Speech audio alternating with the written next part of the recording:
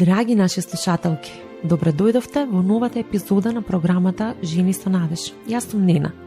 Во наредните половина час ќе разговараме како жени со жени за некои женски теми.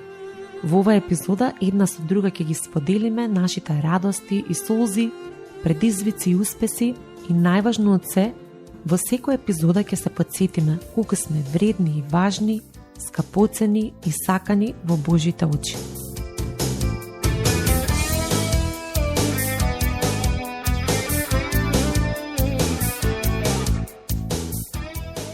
Вчера ми се довери една пријателка. Ми кажа дека незините родители се разведуваат и дека не разбира што точно се случува.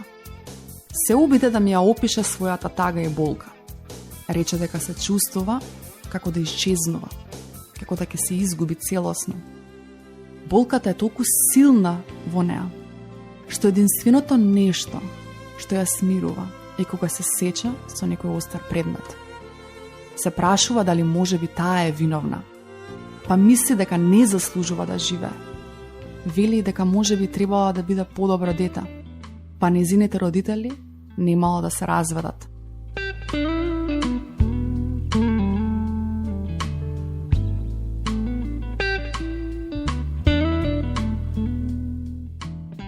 Ја слушате програмата Жени со надеж. Во денешната епизода ќе зборуваме за еден чест симптом кај младите со проблематично однесување, а тоа е самоповредувањето.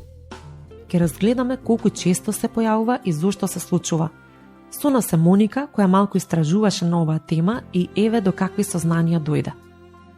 Така баш вчера држав една едукација и скоро истражував па најдов на податок дека Мета анализирала 400.000 млади луѓе широм светот и заклучила дека застапеноста на самоповредување е 16%, што воопшто не е малку.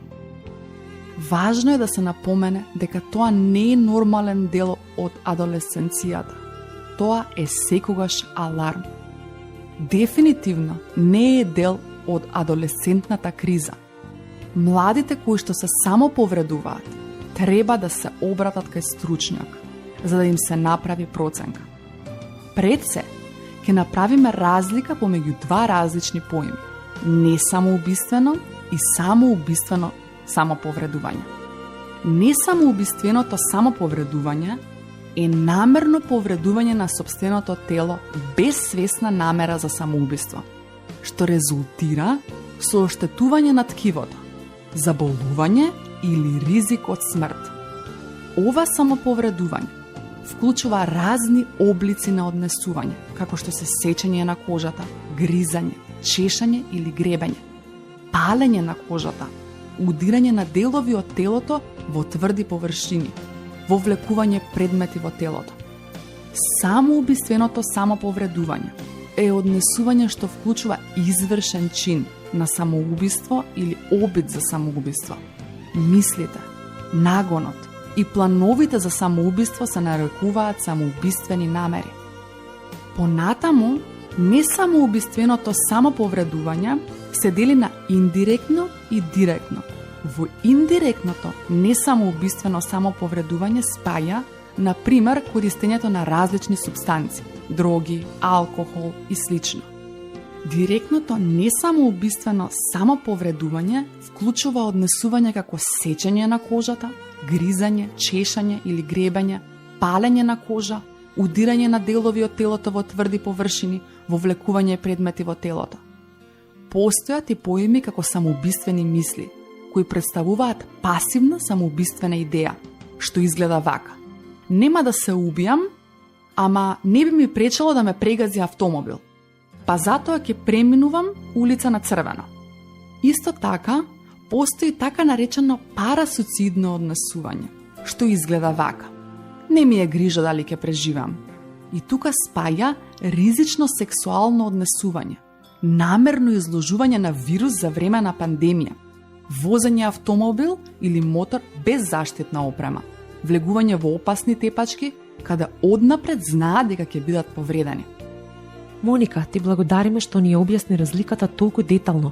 Денес ќе се фокусираме на последниот поим, директното несамоубиствено самоповредување, и тоа исклучиво кај адолесцентите. Зошто еден млад човек почнува да прави такво нешто? Изгледа неверојатно дека некој би си нанел болка сам на себе.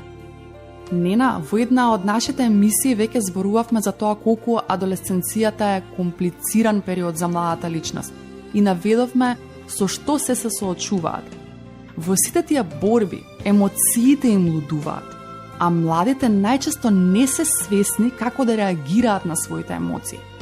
Често се чувствуваат празно, па се само повредуваат за да се почувствуваат живи, или па го прават тоа како начин на самоказнување. Постојат и социјални мотиви, например, се повредував зашто сакав да бидам прифатена во една друштвена група каде што има многу кул девојка која го прави истото. Мотивите од ваков тип се многу поретки. Многу е важно децата да ги научиме како да ги контролираат своите емоции, бидејќи токму поради незнаење како да ги регулираат емоциите, настануваат тие разни пораметувања. Не само самоповредување, туку и депресија, анксиозност, зависност и слично. Важно е на адолесцентите да им понудиме алатки со кои ќе можат самите да си помогнат. Спомна дека тие често не чувствуваат ништо, дека се чувствуваат празно. Што значи тоа? Се чувствуваат како да не припаѓаат на овој свет, како да не им е местото тука, како да се вишок, дека заземаат место на некој подобар од нив. Но би сакала да споменам нешто многу интересно. Кај нив постои нешто што се нарекува чувство на контрола. Младата личност која се само повредува, вели дека на некој начин се чувствува добро, затоа што тогаш има контрола. Односно, не може да ја контролира причината поради која се само повредува, например разводот на родителите, но може да го контролира своето самоповредување. И тоа и дава чувство на моќ. Опасноста лежи во тоа што таквото однесување лесно може да излезе од контрола и може да доведе до вистинско самоубиство. Значи, сакаш да кажеш дека секој адолесцент кој се самоповредува мора да се обрати кај стручњак, ако добро разбрав? Да, секако. Не велам можеби или ќе одиме друг пат. Мојот одговор е јасно и гласно да. Многу е важно што го нагласивме ова, зашто родителите многу често не знаат дали секогаш е навистина потребно да се обратат кај стручњак. Кажи ни сега како може да изгледа самоповредувањето? Прво, најчесто се сечат по рацете со остри предмети. И тука истакнувам, малкумина се оние кои се прикажуваат, бидејќи кај повеќето адолесцентни тоа останува вечна тајна. Нешто што го чуваат само за себе. Дури има и пациенти кои се сечат само во зима, зашто тогаш носат долги ракави. Неверојатно, нели? Или пак, тоа што момчињата често го прават е да удираат со тупаница во цврста површина, или со телото, или со главата, и мораме да знаеме дека и тоа е форма на самоповредување. Потоа се палат со цигари, со пегла, ја прободуваат кожата на различни начини, туркаат тврди предмети под ноктите или ги чешаат раните до крв и не дозволуваат да зараснат. Дали тука спаѓа и ставање тетоважи или пирсинг? Не, тетоважите и пирсинзите не спаѓаат тука. Имено, секогаш мораме да видиме каква функција има тоа однесување кај младата личност. Постои внатрешна, односно интраперсонална или надворешна, односно интерперсонална функција. Интраперсоналната функција имаат следниве однесувања. Кога младата личност се чувствува многу тешко, ужасно, и како последица мора нешто да направи, тогаш се сече и чувствува олеснување. И тоа е толку силно олеснување што станува потик да се повтори понатамо. Таквото однесување може да стане зависност. Имено се случува при таа болка организмот да ослободува така наречени ендогени опиоиди, бидејќи човекот е создаден така што кога доживува силна болка, телото природно лачи супстанци кои ја смируваат болката и доведуваат до чувство на смиреност. Истражувањата покажуваат дека интензитетот на олеснување што го чувствува личноста кога се повредува е многу посилен од оној кај просечните адолесценти. И тоа е едно од објаснувањата зошто таквото однесување трае кај овие млади лица. Интерперсоналната функција пак има кај оние што ги нарекуваме манипулативни. затоа што преку ваквото однесување сакаат да привлечат нечие внимание. И ова однесување заразно се пренесува од еден на друг. Порано самоповредувањето се поврзуваше со состојбата гранично нарушување на личноста. Дали денес е се уште така? Не. Денес дури се размислува дали самоповредувањето би требало да стане нова диагноза или со оглед на тоа дека човекот од секогаш бил склон кон автодеструктивност и автоагресивност, па можеби самоубиственото самоповредување е само еден нивен облик. Што ја наведува една млада личност да се самоповредува? Тука не треба да се поставува прашањето која е причината, но прво треба да се дознае што се случувало пред да им падне на ум таква идеја. Тие најчесто ќе кажат не знам, ништо важно, така ми дојде само од себе. Тогаш треба да се поттикнат да поминат низ одредени случаи како низ забавена снимка и да се види што точно се случувало. Најчесто се доаѓа до одговор дека се случило нешто што во нив предизвикало силна непријатност и вознемиреност. Понекогаш може да се работи за некои мисли што се разбудиле, но важен е редоследот на настаните. Што кога родител ќе открие самоповредување кај детето? Самоповредувањето е нешто што се случува во одреден контекст. Потребно е да се преиспитаат вредностите кои се негуваат во тој дом, какво е воспитувањето, образованието и така натаму. Кога родителите ќе откријат дека нивното дете се самоповредува, најчесто велат: "Одма престани со такво однесување и вети дека повеќе нема да го правиш тоа." Овој пристап не е добар. Сега ќе кажам нешто што можеби ќе ве изненади, но слушнете ме добро. На младата личност не смееме да ја го одземеме начинот на справување, а да не ја понудиме некоја друга стратегија. Зошто токму тогаш можеме да предизвикаме зголемен ризик од самоубиство. Имено, за некои лица самоповредувањето има не самоубиствена функција, односно, понекогаш тоа е заштитен фактор против самоубиство. Во одредени случаи, токму тоа ги заштитува некои адолесценти од извршување самоубиство.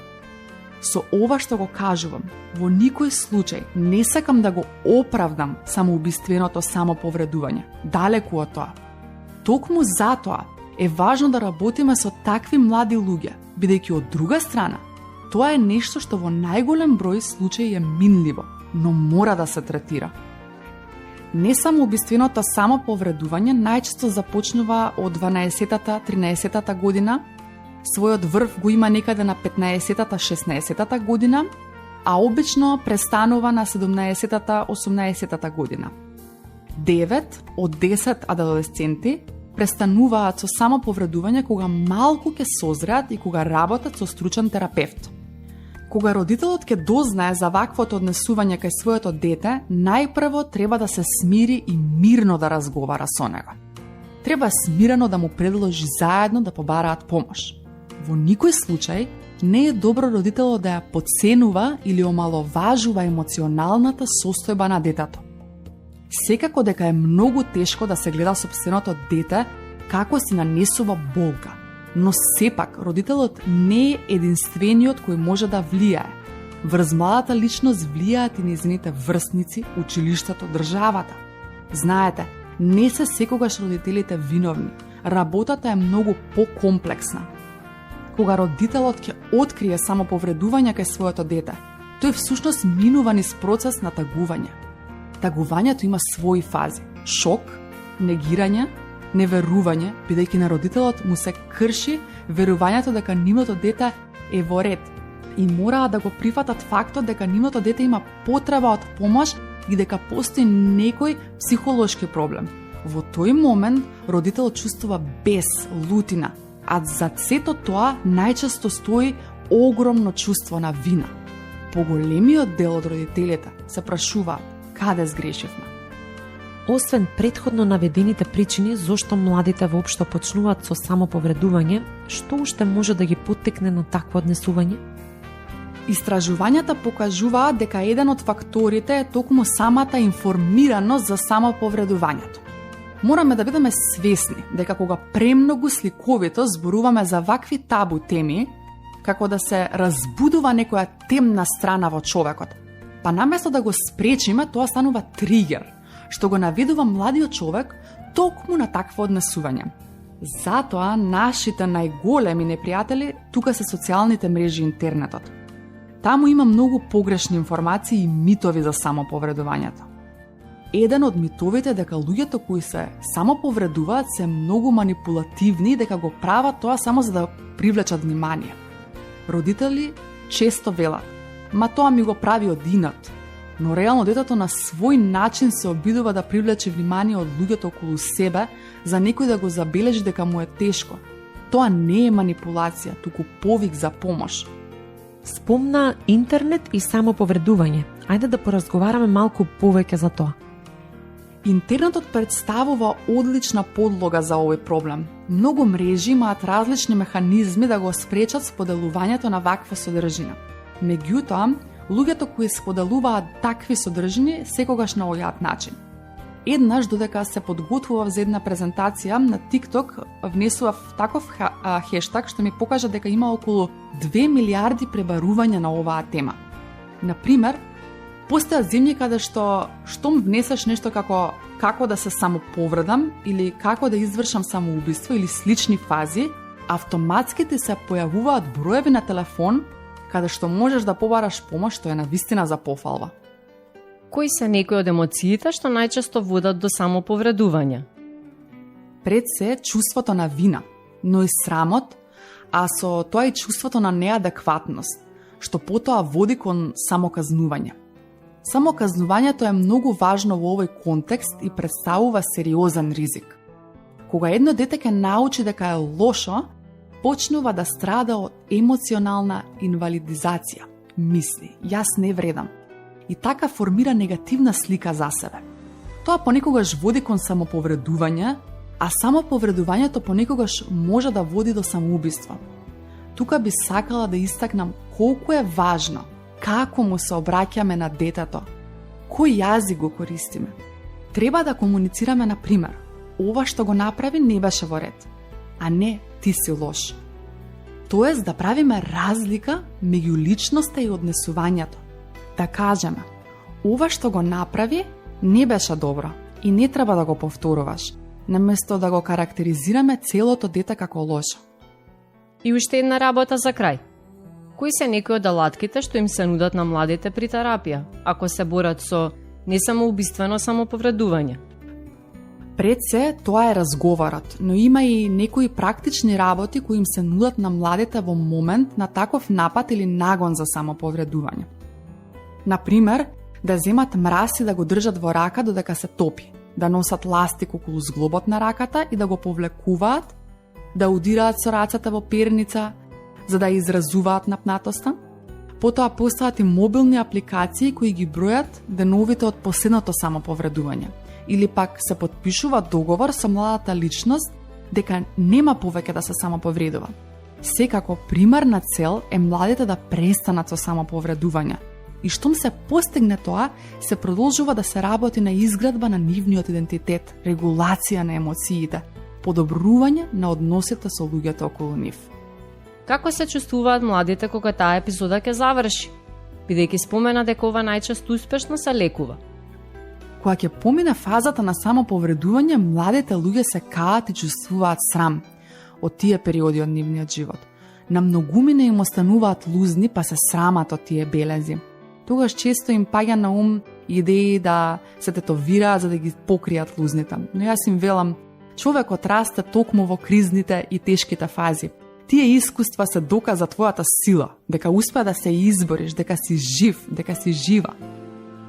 Драги слушателки, му благодарам на Бог за секоја стручна помош.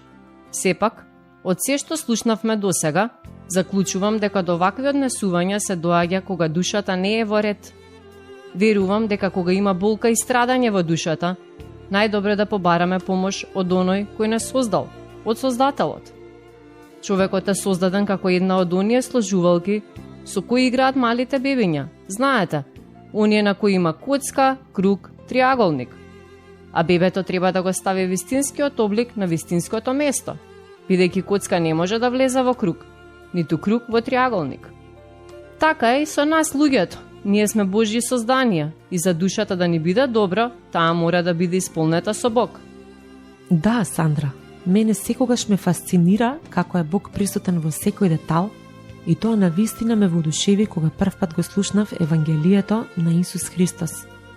Бев млада, имав само 19 години, бев со тетоважи и 3 пирсинга.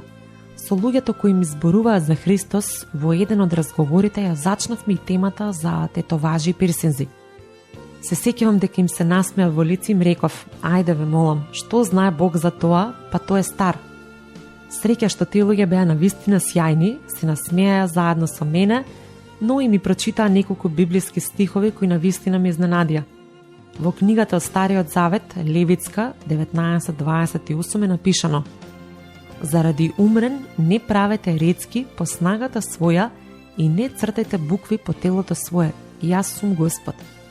Си помислив, овој нивен Бог е многу модерен.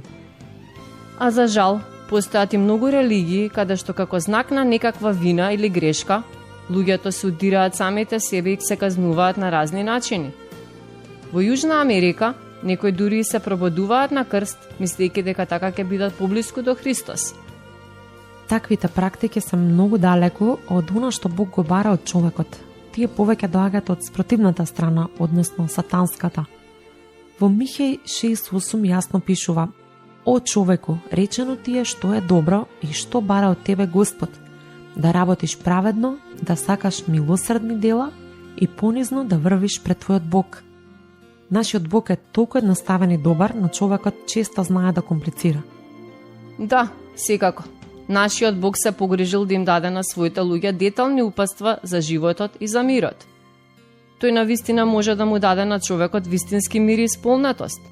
А кога зборуваме за самоповредување, јасно е дека тоа не е оправдано однесување и не е Божја волја за луѓето. Нашите тела се храм на Светиот Дух, како што пишува во Римјаните 8:9, и токму затоа не смееме да ги повредуваме. Само повредувањето не ги решава и никогаш нема да ги реши основните проблеми што водат до такво однесување. Тоа често е симптом на неможноста да се соочиме со сопствените емоции или пак последица на претходно доставување или траума. Може да биде и симптом на духовно угнетување. Но Бог е доволно голем за да ги издржи нашите емоции. Тој ја гледа и ја разбира нашата болка. Верата во Него ни помага да се движиме низ животот во овој паднат свет. Бог е исто така доволно моќен да не ослободи од секакво духовно робство. Сушност, само тој може вистински да го направи тоа. И токму затоа враќањето кон Него е најважното нешто. Во Него нашите животи добиваат смисла и цел. Се уште поминуваме низ страдањата на овој свет, но знаеме дека еден ден Бог ќе го направи светот нов. Откровение 21 до 22. Имаме надеж дека ќе бидеме со Него цела вечност, но исто така можеме да живееме подобро уште денес. Знаеме дека Тој е со нас во секој ден од нашите животи. Не сме сами. Драги наши, ако се борите со самоповредување, ајде да се помолиме заедно. Небесен Татко, доаѓам пред Тебе, предавајќи се целосно на Твојата волја, затоа што сум уморна од се лошо што си го правам самата на себе. Те молам, прости ми за секој грев, како и за овој што го правам против моето собствено тело. Татко, Ти го предавам својот живот и те молам да преземеш целосна контрола над мене. Моето тело, душа и дух Ти ги предавам и те молам да ме очистиш со крвта на Исус. Во Псалм 50:15 пишува: и повикај ме во тежок ден, и јас ќе те избавам, а Ти ќе ме прославиш. Татко, избави ме од ова зло, обнови ги моето срце и ум, за да не зависат од ништо друго, освен од Твоето слово. Те молам, исполни ме со полнотата на Светиот Дух. Господи над војските, избави ме од секој дух на самоуништување.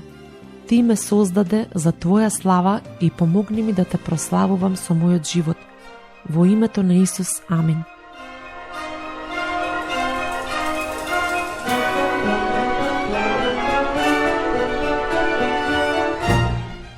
Драги слушателки, би сакале да ги слушнеме вашите коментари. Нив можете да ни ги пратите на нашата имейл адреса zenisonades@gmail.com. Исто така би ве охрабриле да ги заследите нашите Facebook и Instagram страни, кои можете да ги најдете под името Жени со надеж. Придружете ни се и во следната епизода од програмата Жени со надеж.